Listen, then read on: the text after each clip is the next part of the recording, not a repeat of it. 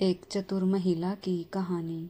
प्रिय श्रोताओं, आप सभी का एक बार फिर हार्दिक स्वागत है। आज मैं आपके लिए लेकर आई हूँ एक ऐसी अद्भुत और अद्वितीय कथा जो न केवल आपके मन को आनंद से भर देगी बल्कि आपके जीवन को भी प्रेरणा और शिक्षा से भर देगी। यह कथा एक साधारण से कौवे की नहीं बल्कि उसकी बुद्धिमानी, उसकी पत्नी की सूझबूझ और उन असाधारण घटनाओं की है जिन्होंने राजा, प्रजा और पूरे राज्य को बदल कर रख दिया।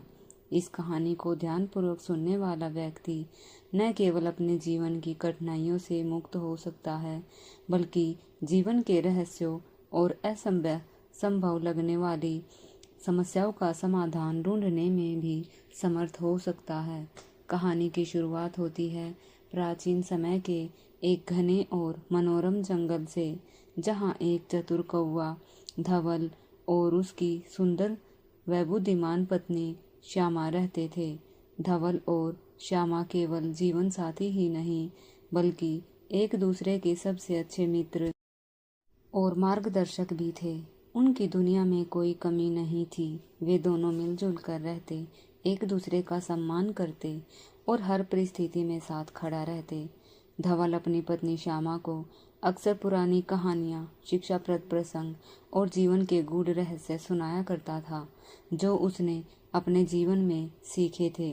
एक दिन श्यामा ने मुस्कुराते हुए धवल से कहा, प्रिय, आज मेरी इच्छा है कि तुम मुझे कोई एक ऐसी कहानी सुनाओ जो केवल मनोरंजन न हो बल्कि उससे मैं कोई महत्वपूर्ण सीख ले सकूं।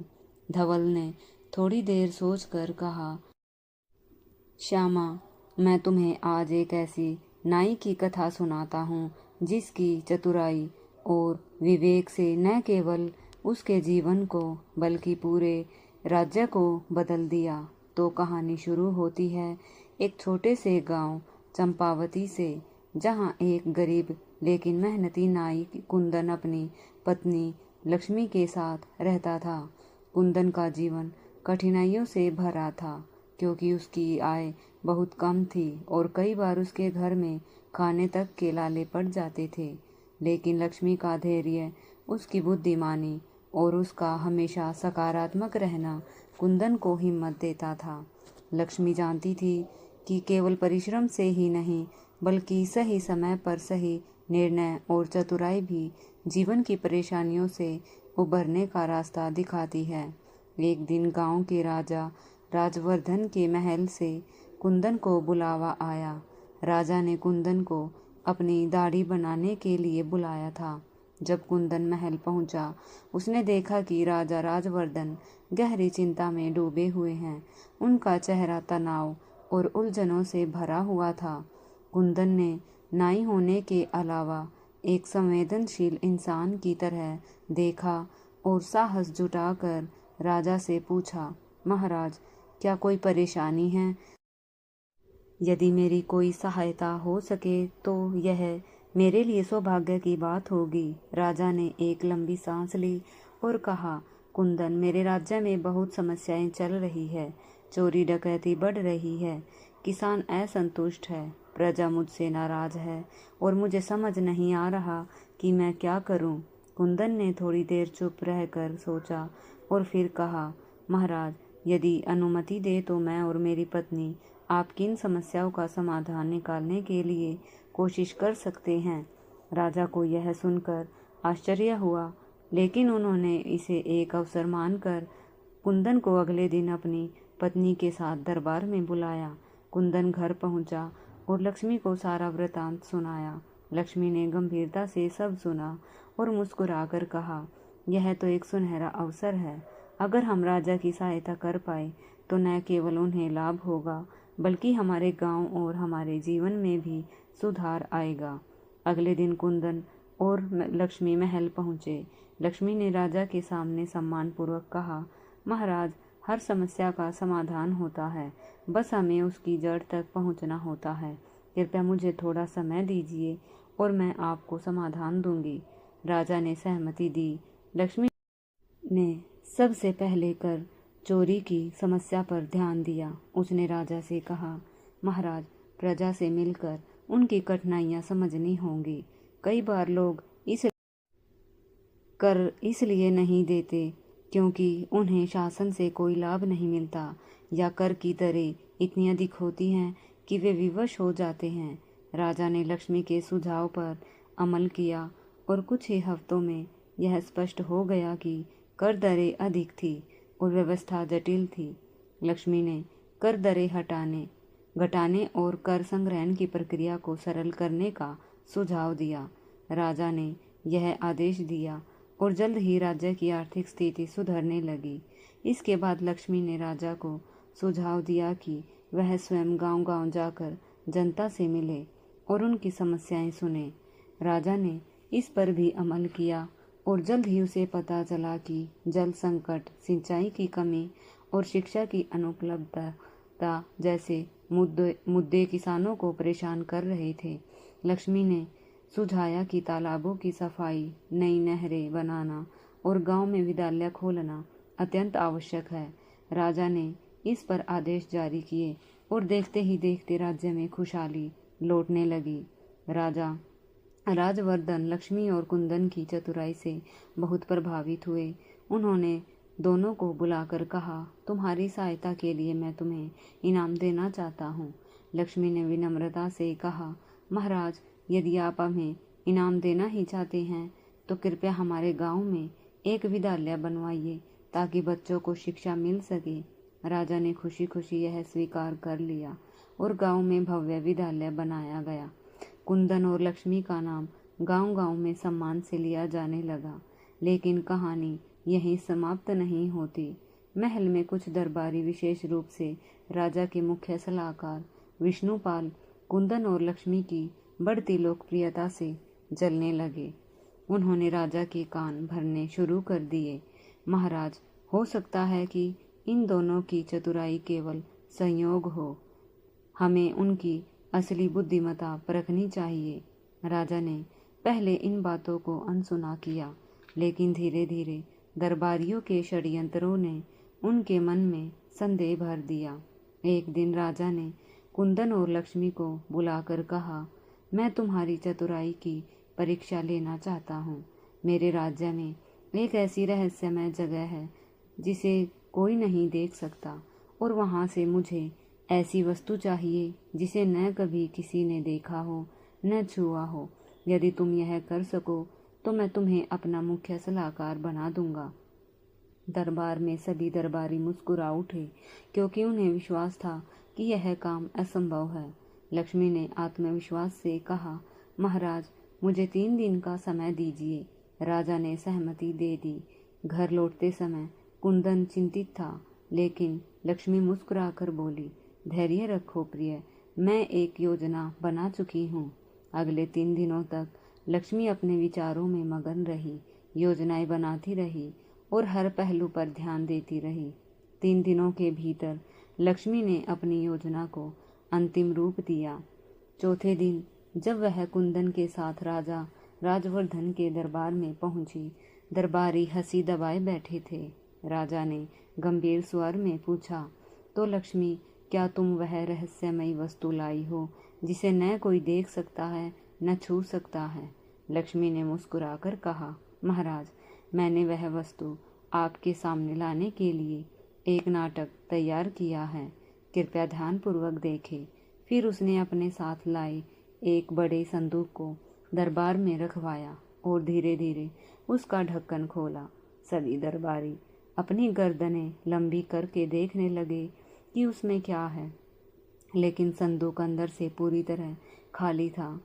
राजा ने चौंक कर पूछा, यह क्या मजाक है? लक्ष्मी ने सम्मानपूर्वक कहा, महाराज, यह संदूक उस वस्तु से भरा है जिसे न कभी किसी ने देखा न छुआ, वह है आशा। दरबार में सन्नाटा छा गया। लक्ष्मी ने अपनी बात आगे बढ़ाई, महाराज, हर इंसान के दिल में आशा होती है, चाहे वह अमीर हो या गरीब। वह अदृश्य होती है लेकिन सबसे शक्तिशाली होती है। यही आशा हमें जीवन की कठिनाइयों से उबरने की शक्ति देती है। यह वह वस्तु है जिसे कोई न देख सकता है न छू सकता है, लेकिन महसूस हर कोई करता है। राजा राजवर्धन की आंखें चमक उठी। उन्होंने कुंदन और लक्ष्मी की बुद्धिमानी की प्रशंसा करते हुए कहा, तुम दोनों ने मेरी आंखें खोल दी। तुमने मुझे सिखाया कि असली शक्ति बाहरी चीज़ों में नहीं बल्कि हमारे भीतर छुपी अच्छाइयों में होती है। राजा ने तुरंत विष्णुपाल और अन्य ईर्ष्यालु दरबारियों को दरबार से निकाल दिया। कुंदन व लक्ष्मी को राज्य की मुख्य सलाहकार बना दिया। इसके बाद पूरे राज्य में एक नई क्रांति आई। कुंदन और लक्ष्मी ने राजा के साथ मिलकर ऐसे कई सुधार किए जिनसे किसानों की हालत सुधरी, व्यापार फला फूला और शिक्षा का विस्तार हुआ। गांव में नहरें खोदी गई, तालाब बनाए गए और हर गांव में स्कूल खुले। कुंदन ने विशेष ध्यान दिया कि हर स्कूल में लड़कियां भी पढ़ सके, क्योंकि लक्ष्मी का मानना था कि जब स्त्रियां शिक्षित होंगी तभी समाज में असली बदलाव आएगा। धीरे धीरे चंपावती राज्य पूरे देश में अपनी समृद्धि, न्यायप्रियता और बुद्धिमत्ता के लिए प्रसिद्ध हो गया। राजा राजवर्धन, जो कभी समस्याओं से घिरे रहते थे, अब संतुलित, न्यायप्रिय और प्रजावत्सल शासक के रूप में प्रसिद्ध हो गए। उन्होंने कुंदन और लक्ष्मी को अपने भाई बहन की तरह मानना शुरू कर दिया और दरबार में उनकी सलाह के बिना कोई भी निर्णय नहीं लिया जाता था। लेकिन जीवन में हर सफलता के साथ नई चुनौतियां भी आती है। चंपावती राज्य की बढ़ती ख्याति से पड़ोसी राजा भीषणसेन ईर्ष्या करने लगे। उन्होंने योजना बनाई कि चंपावती पर आक्रमण करके उनकी समृद्धि को समाप्त कर दिया जाए। जब इस योजना की भनक कुंदन और लक्ष्मी को लगी, वे तुरंत राजा राजवर्धन के पास पहुंचे। लक्ष्मी ने राजा से कहा, महाराज, युद्ध सबसे आखिरी उपाय होना चाहिए। यदि हम चतुराई से काम लें तो शायद हम बिना किसी युद्ध के इस समस्या को हल कर सकते हैं। राजा ने लक्ष्मी की बात मानी और उसे पूरी योजना बनाने का दायित्व सौंपा। लक्ष्मी ने कुंदन, राजा के सैनिकों और गांव के बुजुर्गों के साथ मिलकर एक योजना तैयार की। उन्होंने सबसे पहले भीषणसेन के दरबार में अपने गुप्तचरों को भेजा ताकि उसके असली इरादों और कमजोरियों का पता लगाया जा सके। जल्द ही यह स्पष्ट हो गया कि भीषणसेन एक सैनिक असंतुष्ट थे, क्योंकि उन्हें पर्याप्त वेतन नहीं मिलता था और राजा का व्यवहार अत्यंत क्रूर था। लक्ष्मी ने इस कमजोरी का लाभ उठाने का निश्चय किया। उसने राजा राजवर्धन से कहा, महाराज, हम अपने गुप्तचरों के माध्यम से भीषणसेन के सैनिकों पर तक यह संदेश पहुंचाएंगे कि यदि वे युद्ध में हमारे पक्ष में आ जाए तो हम उन्हें उचित सम्मान, वेतन और स्वतंत्रता देंगे। राजा ने यह योजना तुरंत लागू की। युद्ध का दिन आया, लेकिन आश्चर्यजनक रूप से भीषणसेन के सैनिकों ने युद्ध के बीच में ही अपने राजा का साथ छोड़ दिया। परिणाम स्वरूप चंपावती राज्य ने बिना अधिक रक्तपात के विजय प्राप्त की। राजा हर्षवर्धन ने युद्ध के बाद लक्ष्मी और कुंदन को बुलाकर कहा, तुम दोनों केवल मेरे सलाहकार नहीं, मेरे राज्य के रक्षक हो। तुम्हारी बुद्धिमानी ने हमें बड़ी तबाही से बचा लिया। लक्ष्मी ने विनम्रता से उत्तर दिया, महाराज, हमारी असली शक्ति एकजुटता और न्यायप्रियता में है। जब हम अपनी प्रजा का दिल जीत लेते हैं तब वह बाहरी शत्रु हमारी एकता को हिला नहीं सकते। समय बीतता गया। कुंदन और लक्ष्मी की बुद्धिमानी से चंपावती राज्य दिनों दिन और समृद्ध होता गया। उनके नेतृत्व में किसानों ने नई खेती के तरीके सीखे, व्यापारी नए बाजारों तक पहुंचे और सबसे बड़ी बात, शिक्षा के क्षेत्र में अभूतपूर्व क्रांति आई। गांव-गांव में स्कूल और पुस्तकालय खुले, जहां छोटे बच्चे ही नहीं, बड़े बुजुर्ग भी पढ़ने पढ़ाने लगे। इस बीच कुंदन और लक्ष्मी के जीवन में एक और बड़ा सुख आया। उनके जुड़वा बच्चे हुए, एक बेटा और एक बेटी। बेटे का नाम रखा गया अर्जुन और बेटी का नाम मालविका। राजा राजवर्धन ने पूरे राज्य में उत्सव मनवाया। अर्जुन और मालविका का बचपन पूरे दरबार और राज्य की आंखों के तारे बनकर बीता। अर्जुन अपनी माँ लक्ष्मी की तरह चतुर, गंभीर और गहराई से सोचने वाला था। जबकि मालविका अपने पिता कुंदन की तरह साहसी, निडर और मजाकिया थी। दोनों बच्चों को बचपन से ही न केवल पढ़ाई में बल्कि घुड़सवारी, तलवारबाजी, युद्ध कला और संगीत साहित्य में भी प्रशिक्षित किया गया। पर जैसा कि हमेशा होता है, सुख के बाद कठिनाइयां भी आती हैं। जब अर्जुन और मालविका किशोरावस्था में पहुंचे, तभी राज्य में एक नई समस्या उठ खड़ी हुई। राजा राजवर्धन की तबीयत अचानक बिगड़ने लगी। दरबारी वैद्य नगर के बड़े चिकित्सक भी उनकी बीमारी का इलाज नहीं कर पाए। चारों ओर चिंता का माहौल छा गया। कुंदन और लक्ष्मी ने राज्य की बागडोर संभाल ली, लेकिन राजा की बिगड़ती हालत के चलते शत्रु राज्यों ने फिर सिर उठाना शुरू कर दिया। एक दिन दरबार में एक बूढ़ा साधु पहुंचा। उनके कपड़े फटे पुराने थे, लेकिन उसकी आंखों में रहस्यमयी चमक थी। उसने राजा के शयन कक्ष में जाकर धीमे स्वर में कहा, राजा की जान बच सकती है, लेकिन इसके लिए तुम्हें सत्य और बलिदान की कठिन परीक्षा से गुजरना होगा। कुंदन और लक्ष्मी ने साधु से विनती की, महाराज को बचाने के लिए हम जो भी बलिदान देना पड़े देंगे।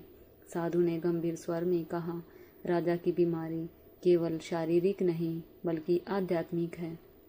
यह राज्य पर फैली हुई नकारात्मक ऊर्जा, लालच, ईर्ष्या और अन्याय का परिणाम है। जब तक राज्य में पूरी तरह न्याय की स्थापना नहीं होगी, राजा की आत्मा चैन नहीं पाएगी। यह सुनकर कुंदन और लक्ष्मी ने तुरंत निर्णय लिया कि वे राज्य के कोने कोने में जाकर न्याय स्थापित करेंगे। उन्होंने अर्जुन और मालविका को भी इस यात्रा में साथ लिया, ताकि वे आने वाली पीढ़ी के सच्चे नेता बन सके।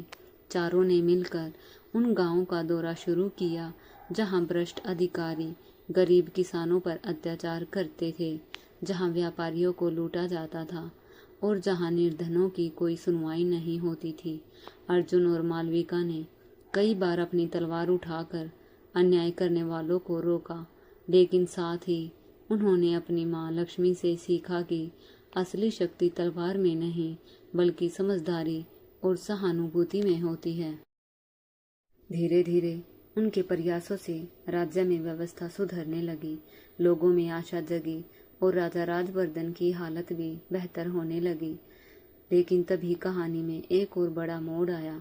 पड़ोसी राज्य के शासक महाराजा भीष्मसेन, जो पहले पराजित हो चुके थे, अब अपनी सेना के साथ लौट आए। लेकिन इस बार उनके पास एक रहस्यमयी तांत्रिक था। वह तांत्रिक मंत्रों और जादू टोने से चंपावती राज्य को नुकसान पहुंचाने की योजना बना रहा था।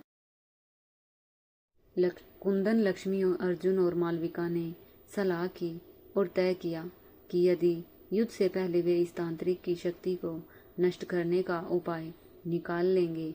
मालविका ने साहस दिखाते हुए कहा, पिताजी, मुझे उस तांत्रिक के शिविर में जासूसी के लिए भेजिए, मैं वहां से असली रहस्य लेकर आऊंगी। कुंदन और लक्ष्मी ने कुछ हिचकिचाते हुए अनुमति दे दी, क्योंकि मालविका की चतुराई पर उन्हें पूरा विश्वास था। मालविका रात के अंधेरे में सैनिकों के भेष में तांत्रिक के शिविर में पहुंची। वहां उसने देखा कि तांत्रिक एक विशाल यज्ञ कर रहा था, जिससे एक भयानक राक्षस की आत्मा को बुलाने की तैयारी चल रही थी। मालविका ने अपने कौशल से तांत्रिक की गुप्त पुस्तिका चुरा ली और चुपके से वापस लौट आई। जब उसने पुस्तक को कुंदन और लक्ष्मी के सामने खोला, उसमें लिखा था कि यह राक्षस केवल सत्य और प्रेम की शक्ति से नष्ट किया जा सकता है, न कि हथियारों से। लक्ष्मी ने मुस्कुराते हुए कहा, हमारे पास यही सबसे बड़ी शक्ति है। अगले दिन युद्ध भूमि में जब राक्षस की आत्मा प्रकट हुई, अर्जुन और मालविका ने गांव के बच्चों, वृद्धों और किसानों को साथ लेकर सामूहिक प्रार्थना की, जिसमें उन्होंने प्रेम, एकता और सत्य की शक्ति का आह्वान किया। चमत्कारी ढंग से राक्षस की आत्मा कमजोर पड़ने लगी और अंततः नष्ट हो गई। तांत्रिक भी अपनी शक्ति खोकर भाग निकला। राजा भीष्मसेन ने हार मान ली और शांति का प्रस्ताव रखा। राजा राजवर्धन, जो अब पूरी तरह स्वस्थ हो चुके थे, ने अर्जुन और मालविका को गले लगाते हुए कहा, मेरे बच्चों, तुम्हारी बुद्धिमानी, साहस और प्रेम ने इस राज्य को बचाया है। चंपावती राज्य में शांति लौट आई थी, लेकिन अर्जुन और मालविका की कहानियां अब पूरे राज्य में लोकगीत बनकर गाई जाती थी। लोग उनके साहस, बुद्धिमानी और करुणा की मिसालें देते थे। अर्जुन धीरे धीरे अपने पिता कुंदन से राज्य संचालन की जिम्मेदारियां सीखने लगा, जबकि मालविका ने अपनी माँ लक्ष्मी के साथ शिक्षा और चिकित्सा के क्षेत्र में बड़े सुधार करने शुरू कर दिए। राज्य के कोने कोने में नए अस्पताल, महिला केंद्र और किसान सहायता केंद्र खुलने लगे। मालविका ने खुद महिला सेनापति बनकर राज्य की महिलाओं को आत्मरक्षा और रणनीति की शिक्षा दिलानी शुरू कर दी। अर्जुन ने व्यापारियों और किसानों के लिए नए नए मार्गों और नदियों के किनारे बाजार स्थापित किए, जिससे राज्य की आर्थिक स्थिति पहले से कहीं मजबूत हो गई। इसी दौरान चंपावती राज्य के दक्षिण में बसे एक छोटे से पहाड़ी गांव से एक रहस्यमयी संदेश आया। वहां के लोग परेशान थे कि रात में कोई रहस्यमय आवाजें आती थी, मवेशी गायब हो जाते थे और कई बार लोग बीमार पड़ने लगे थे। अर्जुन ने तुरंत सैनिकों के साथ वहां जाने का निश्चय किया और मालविका भी जिद करके उसके साथ हो ली।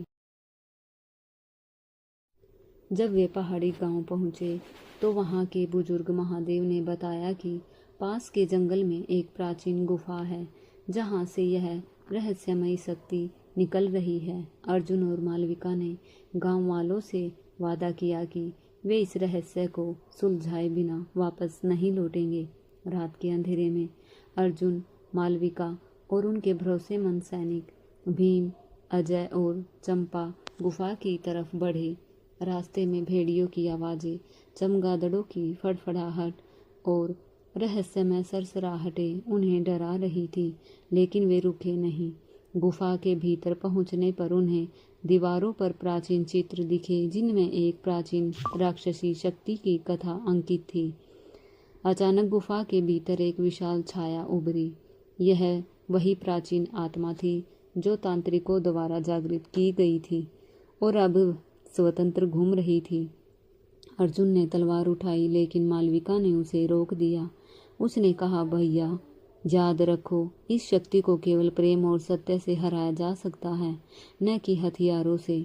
मालविका ने अपने गले से माँ लक्ष्मी द्वारा दी गई पवित्र माला निकाली और राक्षसी आत्मा की ओर बढ़ी। उसने आंखें बंद करके प्रार्थना शुरू की और उसकी सच्ची श्रद्धा और प्रेम की ऊर्जा से राक्षसी शक्ति धीरे धीरे कमजोर होने लगी। अर्जुन और बाकी सैनिक भी मिलकर प्रार्थना में शामिल हुए। अंततः वह आत्मा शांति में विलीन हो गई। गांव वाले खुशी से झूम उठे। अर्जुन और मालविका ने वहां एक स्कूल और चिकित्सालय बनवाने का निर्णय लिया, ताकि गांव की आने वाली पीढ़ियां अंधविश्वास और डर से मुक्त होकर आगे बढ़ सके। समय बीतता गया। अर्जुन और मालविका अब पूरे राज्य में युवाओं के प्रेरणा स्रोत बन चुके थे। कई पड़ोसी राज्यों ने उनके साथ मित्रता की पेशकश की। कुंदन और लक्ष्मी ने देखा कि उनके बच्चे अब केवल राजकुमार और राजकुमारी नहीं, बल्कि सच्चे नेता बन चुके थे। और फिर एक दिन राजा राजवर्धन ने दरबार में घोषणा की कि वे राज्य की बागडोर आधिकारिक रूप से कुंदन को सौंप रहे हैं। और कुंदन ने भी आगे यह तय किया कि अर्जुन और मालविका मिलकर राज्य का भविष्य संभालेंगे। पूरे चंपावती में उत्सव का माहौल था। राज्य के इतिहास में पहली बार एक भाई बहन की जोड़ी ने मिलकर राज्य संचालन की जिम्मेदारी ली। अर्जुन ने प्रशासन और राजनीति का भार संभाला, जबकि मालविका ने शिक्षा, चिकित्सा और सामाजिक न्याय के क्षेत्र में क्रांति ला दी। दोनों की जोड़ी ने न केवल चंपावती को महान बनाया, बल्कि आसपास के राज्यों में भी एक आदर्श पेश किया। लोग आज भी अर्जुन और मालविका की गाथाएं सुनाते हैं, कैसे उन्होंने अपने माता पिता के आदर्शों को आगे बढ़ाया, कैसे उन्होंने साहस और प्रेम से कठिनाइयों का सामना किया और कैसे उन्होंने अपने राज्य को स्वर्ण युग में पहुंचाया। दोस्तों, आशा करती हूँ आपको आज की यह वीडियो अच्छी लगी होगी। अगर अच्छी लगी हो तो वीडियो को लाइक करें, अपने दोस्तों के साथ शेयर करें और चैनल को भी सब्सक्राइब ज़रूर करें। कमेंट बॉक्स में लिखें जय श्री कृष्ण। तो मिलते हैं अगली वीडियो में, तब तक के लिए अपना ख्याल रखें। धन्यवाद।